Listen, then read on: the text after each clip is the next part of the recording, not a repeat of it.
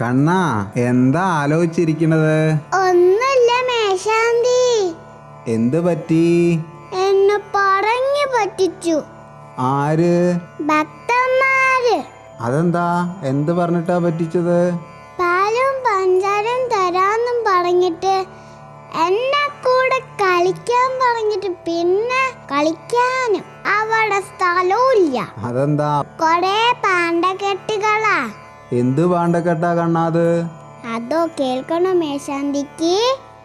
പറയൂ കണ്ണാ. കുടുംബ പ്രശ്നം, സാമ്പത്തിക പ്രശ്നം, കരഞ്ഞോണ്ടിരിക്ക. എന്റെ കൂടെ കളിക്കാനേ സമയമില്ല. അതിനാണോ പരിഭ്രമിച്ചിരിക്കണത്? എന്താ ഭക്തന്മാരോട് പറയാനുള്ളത് കണ്ണന്?